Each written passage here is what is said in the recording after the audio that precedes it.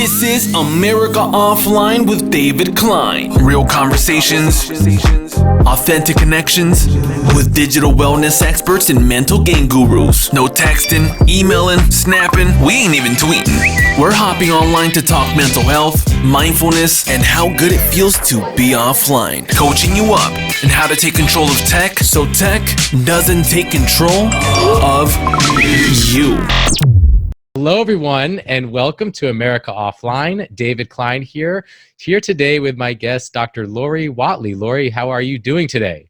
I'm great. Thank you so much, and thank you for having me here today. Well, thank you for being on the show. Why don't you go ahead and let's just dive right in. Why don't you tell the listeners a little bit more about yourself? Well, I am a psychologist, and I have a private practice in Atlanta. I also see people internationally, which I really enjoy, because in many areas of our world there are people who don't have access to therapy. So I'm really excited to be able to offer that to them online. But another aspect of what I do is I speak. I have speaking engagements, and I talk to people about the effects of digital device usage on us. And that has just really blossomed. And I found such an interest in it that I actually have written a book about it, which will come out February 11th, called Connected and Engaged. Awesome. Cool. So why don't you tell us a little bit about your book? What are some of the concepts and premises that you cover? Well, this book is kind of an umbrella, more general, of some of the ways that we become disconnected and relationally with ourselves, with others in our family, or maybe even romantically, and just friendships. And also how we can become disconnected in our workplace. And part of what I do is go into businesses and help the employees there become better connected and engaged with less digital device usage. Because we have found through research that $97 billion a year in the United States is lost due to employees being on social media, like apps, during working hours. And so just that is very interesting for employers to want to try to get a handle on, and to also help their employees enjoy higher productivity, creativity, through less digital device usage. I do realize, it's part of our world, and it actually is a wonderful thing. Technology is. I'm certainly not against technology, but more of an advocate for balanced tech usage. Yeah, definitely. So I'd love to learn a little bit more about your intentional tech usage teachings and programs and things like that you're building in the workplace. What are some of the things that you would look at, or how would you begin to address tech-life balance in the workplace when going in and working with a company? Well, one of the first things I do before I go into the company is, of course, sit down, usually with maybe their HR person or a C-suite person, and I talk to them about their needs and what they're noticing as far as tech usage in their company. And then I would have them go to my website, drloriwhatley.com, and there is an assessment there, and it's a free assessment that anyone can go and take, and that helps to measure the effects of digital device usage in the workplace. So then I would streamline a program for the particular company based on their needs. Cool. I don't really deliver like a uniform program, which is really helpful. People have appreciated that. I tailor it to the company. Right. Totally. So if I'm a leader, a sales manager, a C-suite executive, and I'm listening to this show right now, and I'm really interested to figure out how I can empower my employees to develop a higher sense of connectivity with each other, greater focus, improved productivity, working smarter and not necessarily harder. What are some of the things that you would immediately look at when going into a company? I mean, is there something in particular that you've seen to come up as something that is very common as far as problematic device usage? Well, one thing that I like to do is spend a little bit of time there just observing, sometimes without people, knowing what my expertise is, because obviously they'll probably not be pulling out their devices, and I can't get an accurate read. It's not that I want to be sneaky or whatever. I just want to have an accurate idea of what's going on as far as the device usage. So I might do that a little bit. And, there are so many different avenues that I might take depending on the company. Usually the HR people have a pretty good idea of a specific area that they want me to look into. One thing that I might just a simple thing that I might recommend is looking at how they use their email.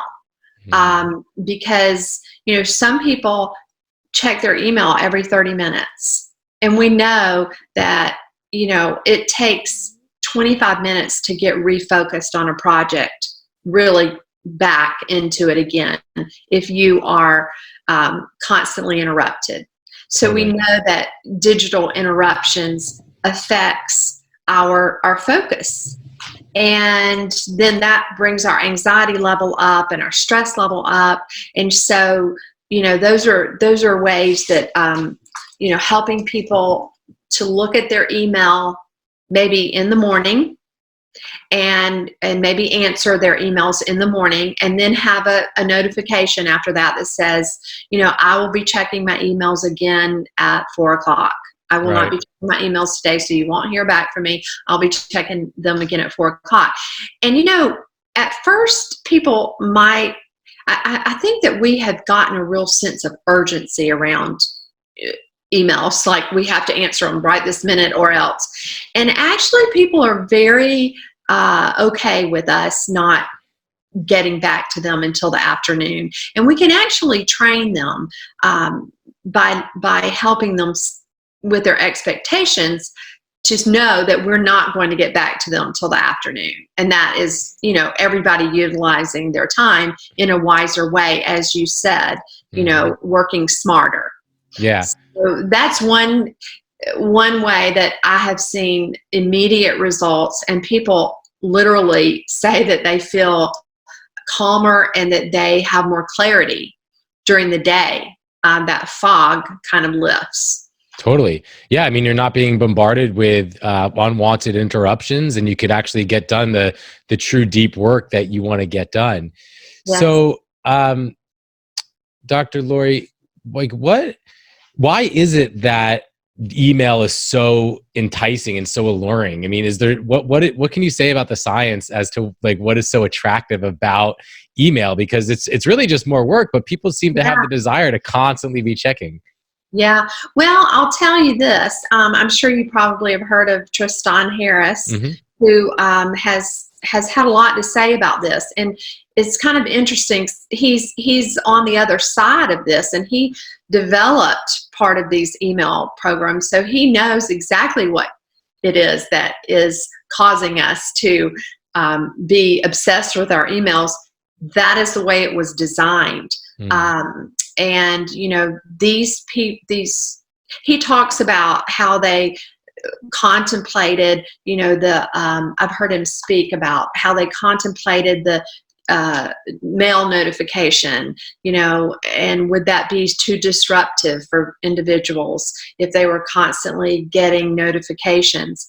And they decided, that'll be fine, no problem, but it's really disruptive. And, you're having dinner with family and you get the notifications, and, it just becomes very, that's the way it's designed to keep, the way all of these apps are, the longer they keep you there, the more money they make. And it is a business. Totally. And one other thing you mentioned, Dr. Lori, that definitely rings true to me. And I have a lot of friends that work in sales, and they live in their email. They're like, I get back to people in 10, 15 minutes. But you said something that's important, I believe, about training people. And if I'm a sales manager and I want my team to unplug at nights because I want them to be with their families so they can go to bed on time and be recharged the next day at work, but I'm sending them emails late at night, early in the mornings, on weekends, I've created the expectation that they're supposed to be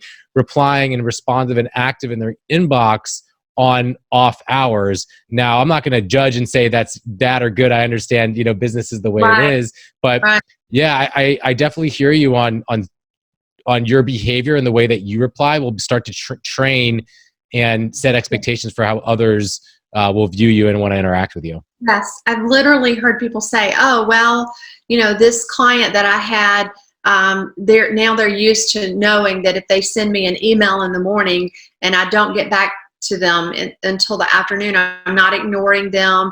That's just simply how I've learned to work smarter." So it's a real movement, I think, going on a little bit, and I think it needs to grow even more so that we don't adhere to that sense of urgency that is causing us to be so anxious. The number one reason that people come to me for therapy is anxiety. Not just me, all therapists, when we know that, is anxiety related.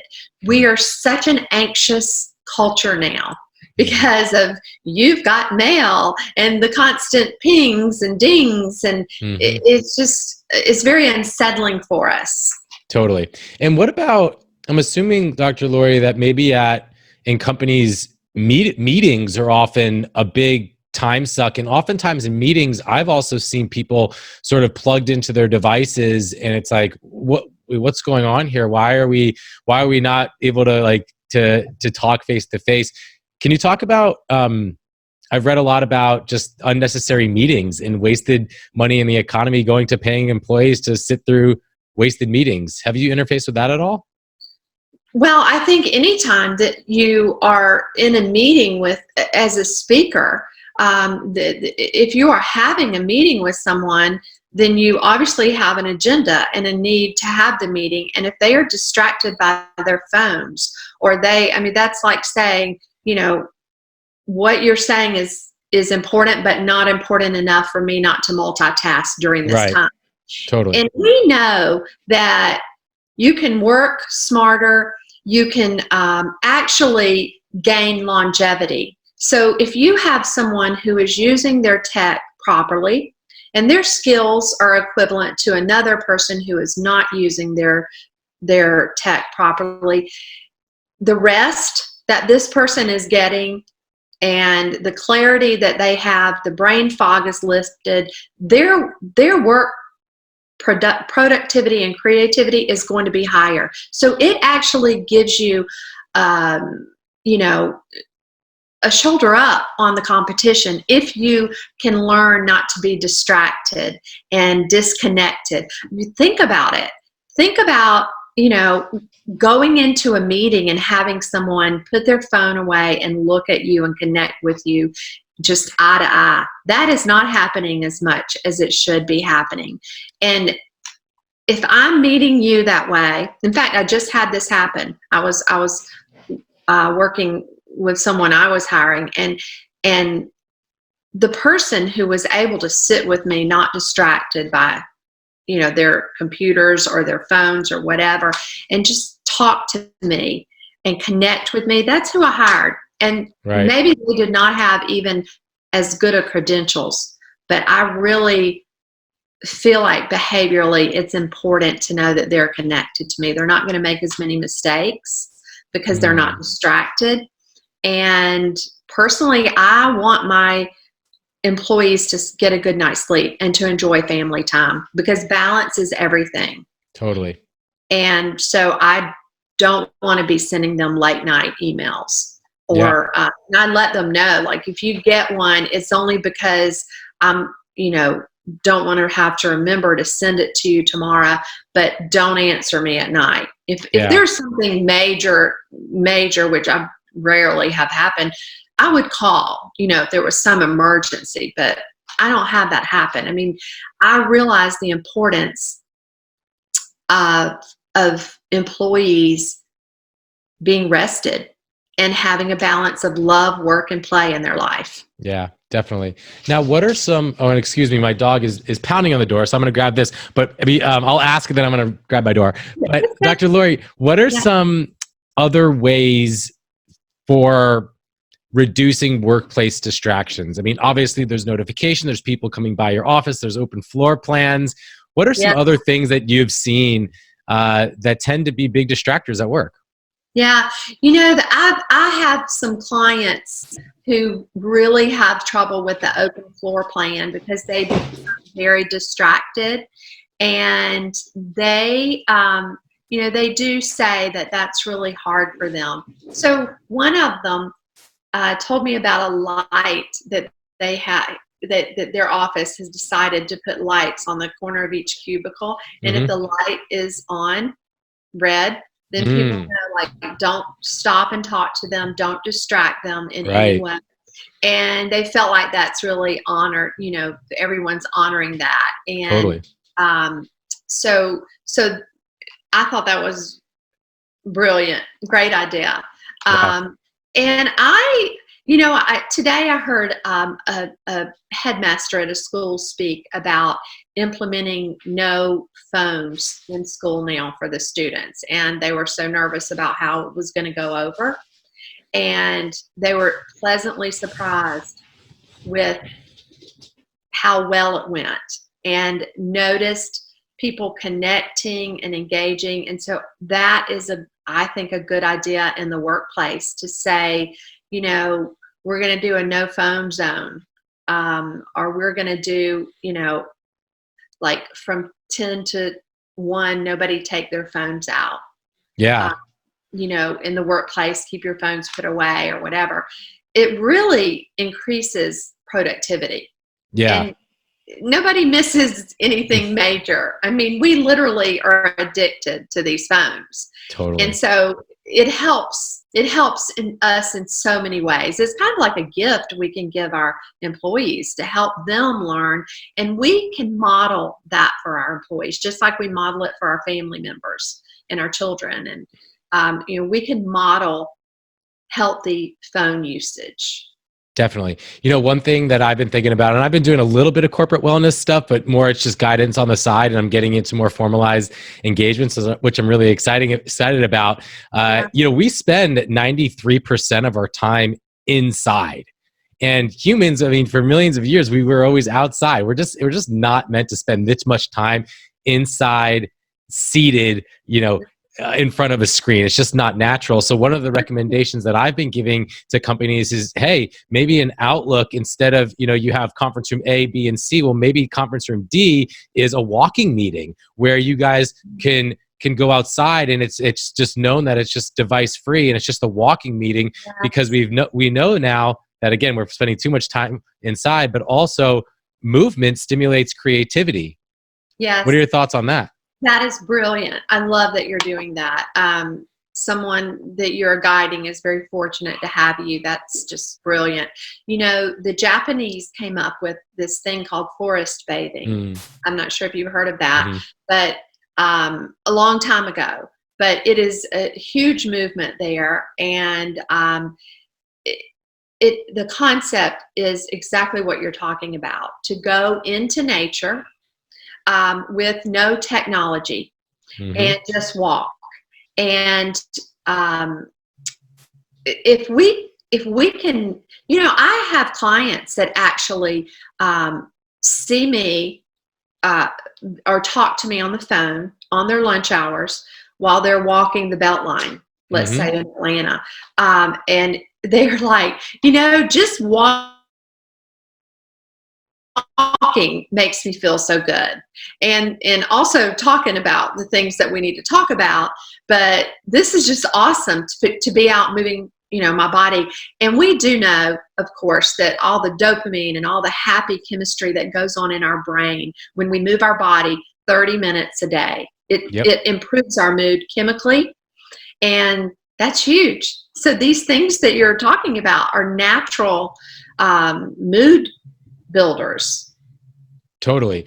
And what about like just like corporate engagement and retention and burnout? I mean, what are you seeing as far as burnout goes? Because I know, I'm a millennial, and I think it's something like 83% of millennials have experienced burnout at some point in their job, and 30% of all millennials are constantly burnt out. Millennials are job jumping every year. I mean, we can't find work that is inspiring us, is empowering us to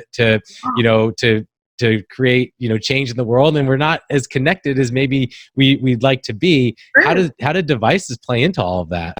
Well, my children are millennials, and when I wrote this book, initially I was going to write it just for millennials because my practice is so full of millennials. And I really believe that technology has, the data's in. We're not speculating anymore. The data is in on the research. It negatively affects us. Too much technology negatively affects us. And one of the main things that happens is anxiety. And we know sleep disorders are up. And the thing you talk about, job jumping, well, that's all part of focus. We can't focus like we used to could. And so literally it affects our brain. At night when we sleep is when our brain heals from the anxiety of the day.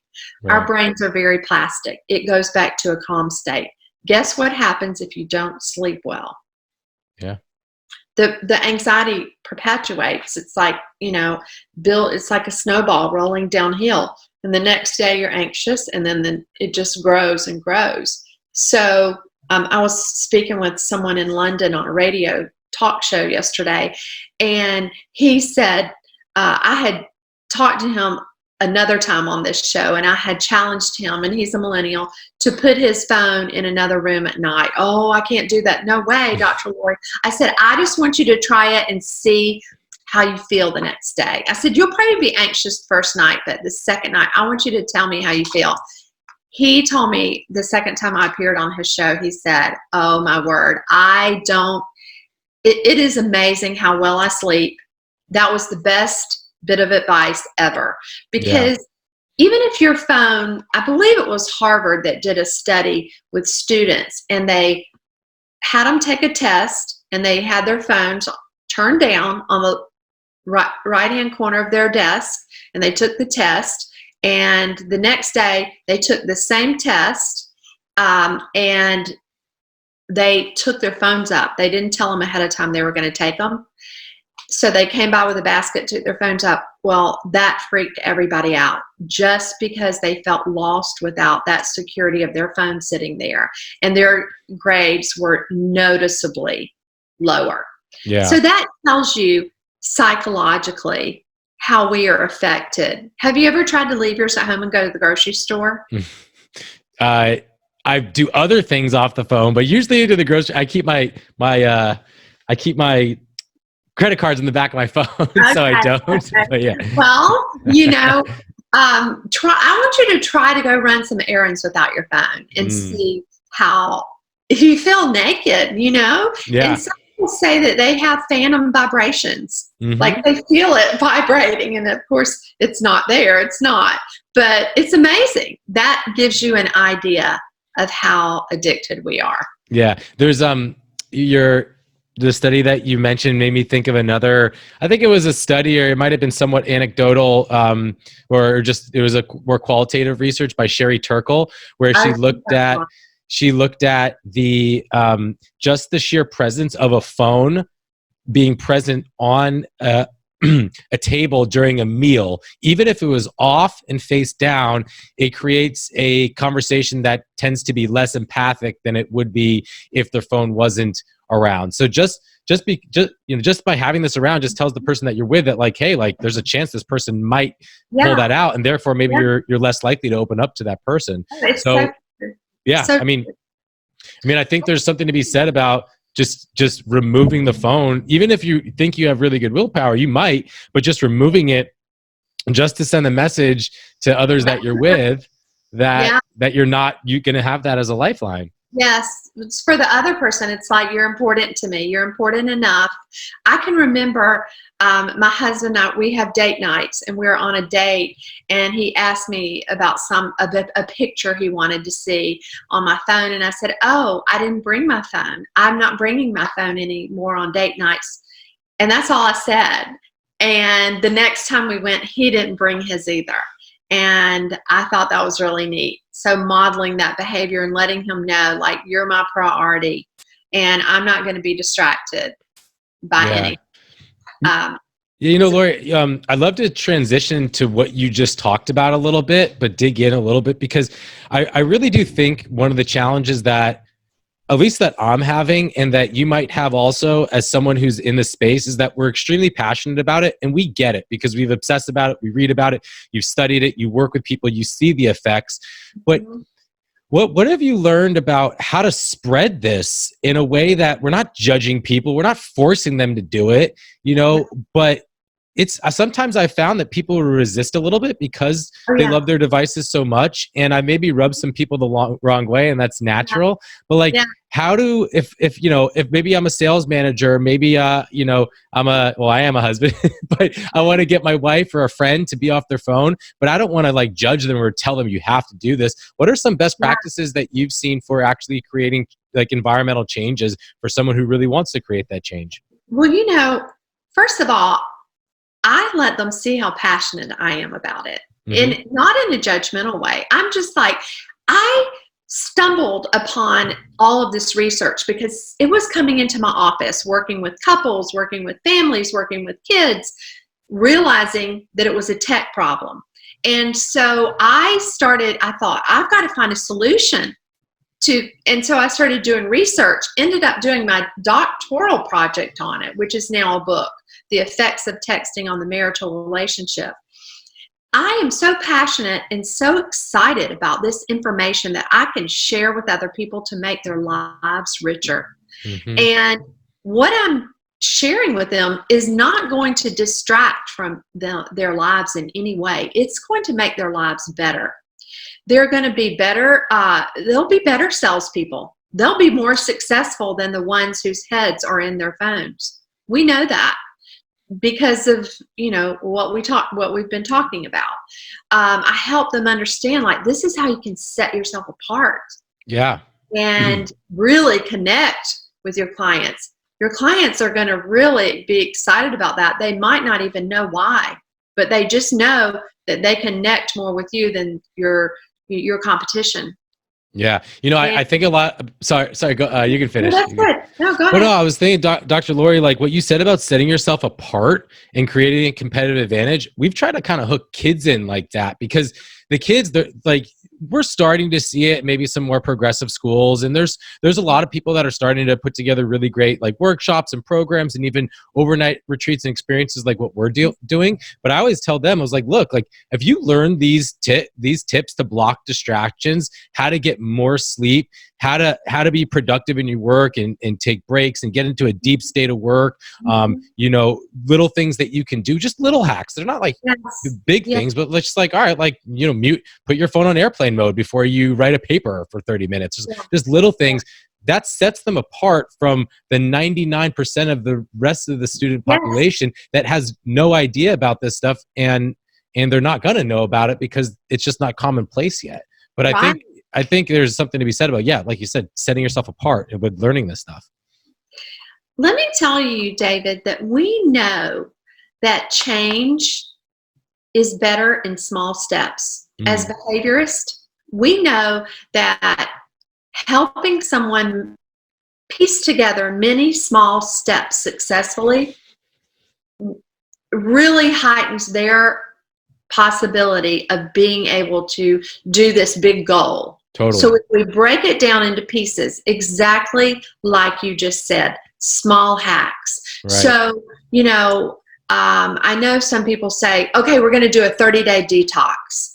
And, the problem with that is it's a great idea, but realistically, people can't do it. Right. They after 3 days, they fail and they completely give up. But if we can help them by giving them small goals. Like you said, okay, let's go for 3 hours in the evening with no screen and see how we do.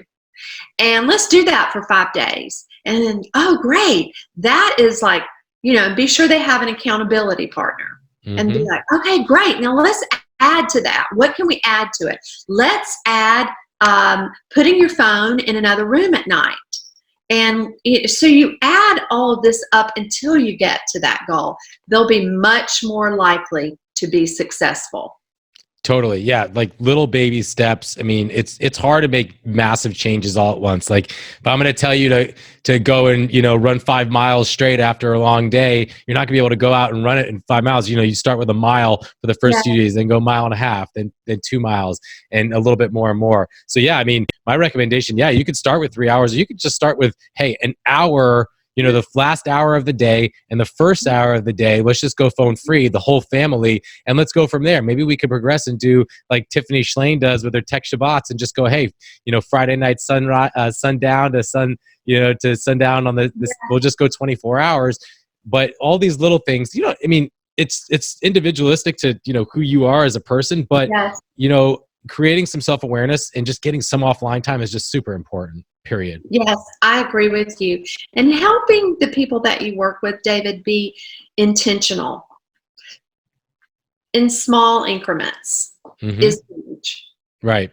Like it's okay to, I don't see a problem. Like I'll scroll on Instagram for, 10, 15 minutes. Well, maybe not that long in a row, but 5-10 minutes here and there. But at the point that it's interfering with, you're doing it at 11:30 at night and it's 30 minutes an hour. Like, all right, now it starts to get problematic when it gets in the way of the other things that you're trying to create for yourself in your life.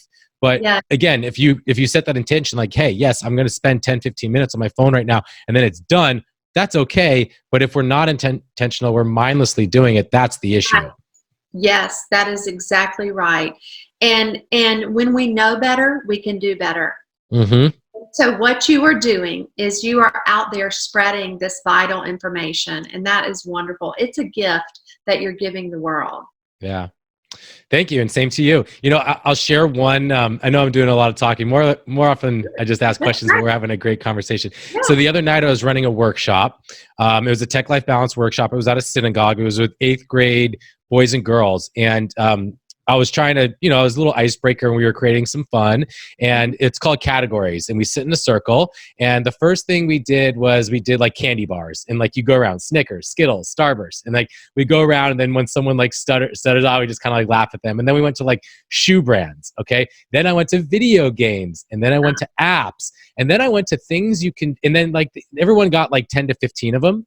And then I went to things you can do outside with your friends, not on technology.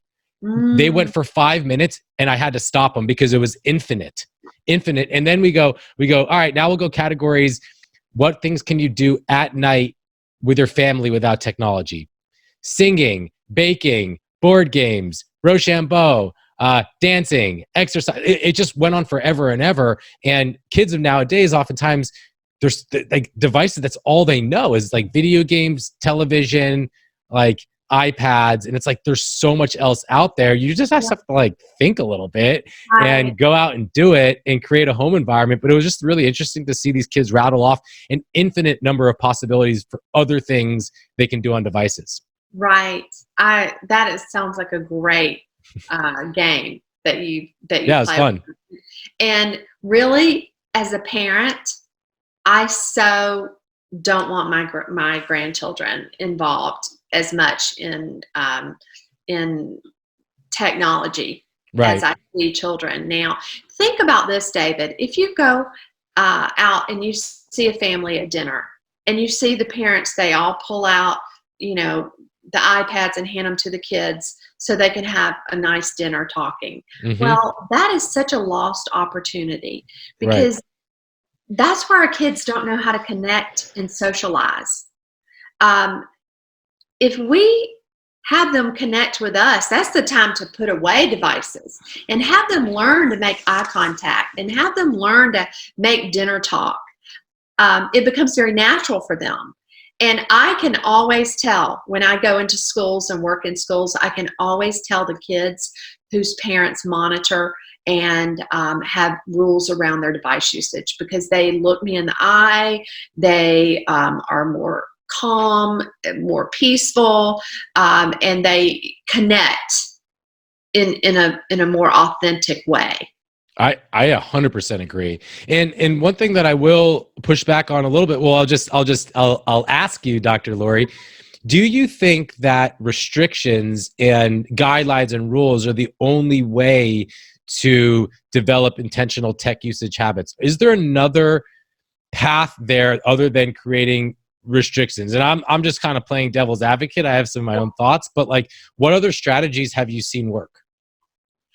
Well, once kids learn how to go outside and climb trees, they really love to do it. Mm-hmm. And then it's not like they're being punished. We have to not make this like a punishment for them. I was at a school and they were telling me how they had a weekend camping trip, and they, all the activities that they did.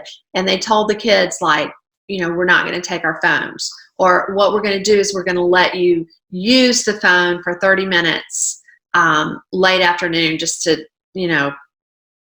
touch base with your families or whatnot. Mm-hmm. And they said that those kids, by day 3, they were like not even using their 30-minute phone time. They were like playing, kayaking, going on hikes. They were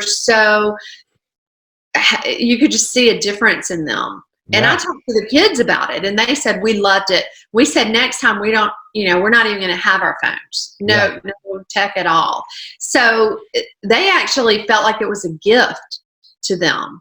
And they recognized, they all talked about how they felt different. And they liked the different way they felt. So helping kids have the opportunity to see that and feel that, it helps them know that this is something they want. Yeah. I agree.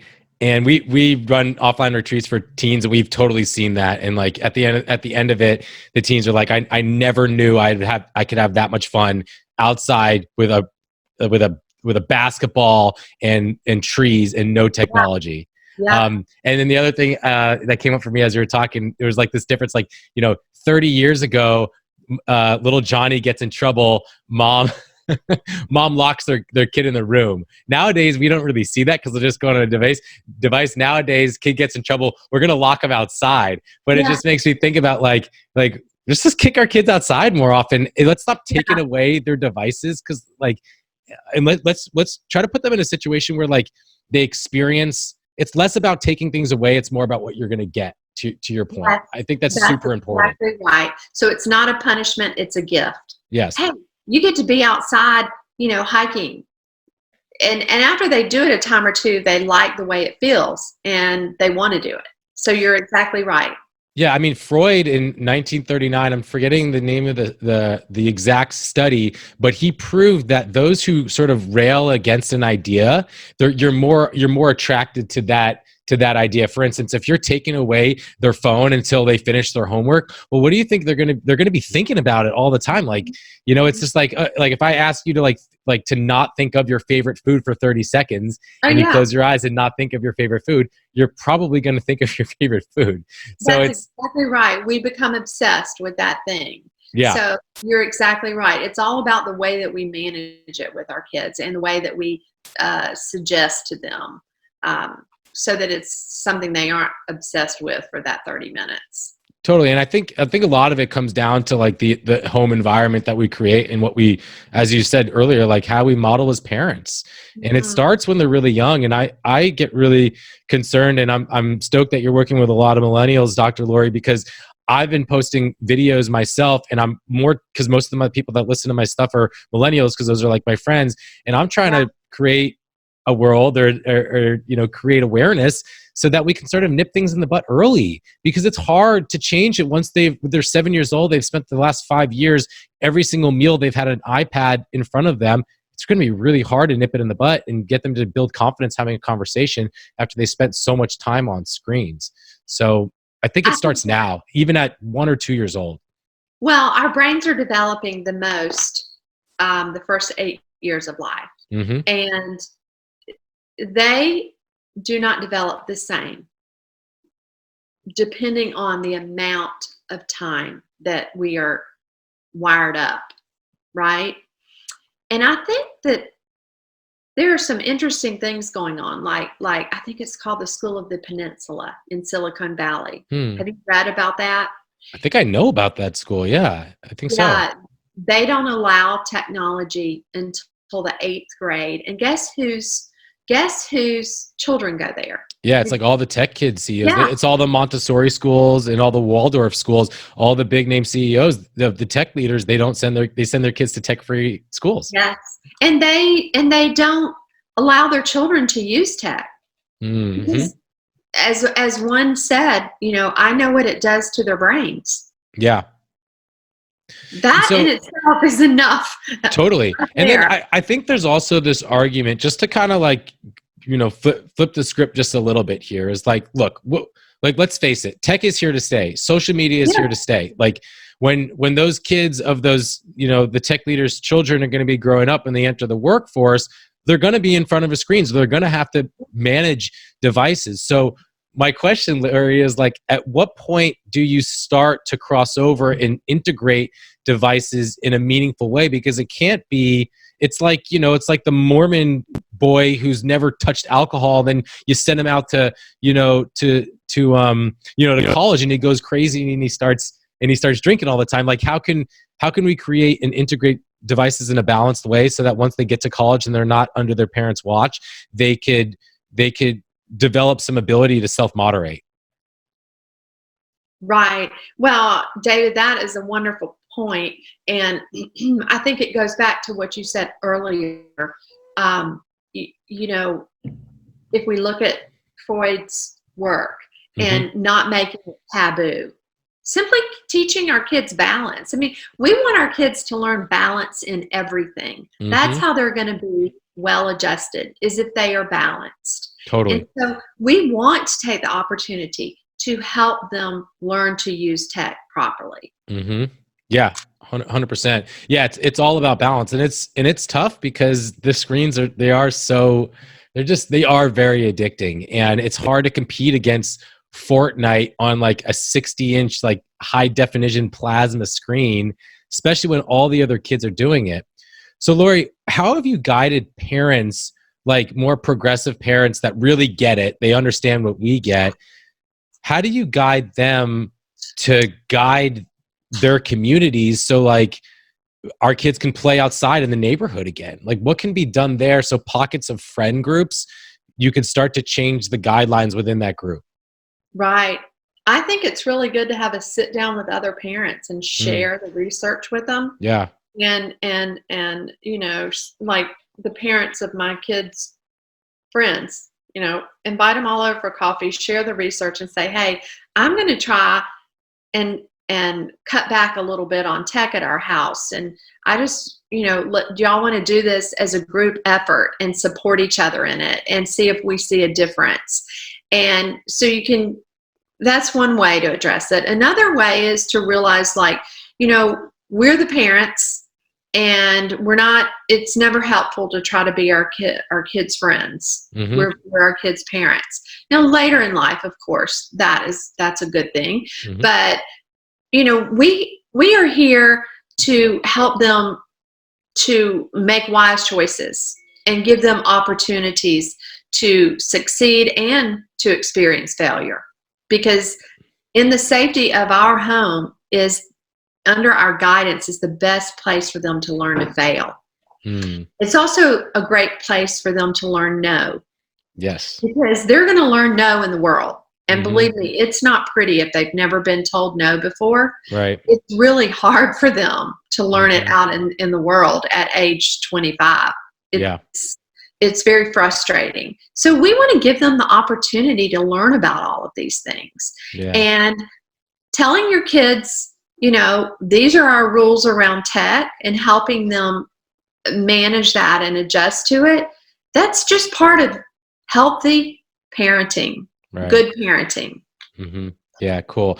Well, Lori, we're coming up on time here. This has been a really fun conversation. I'm sure we can talk for days.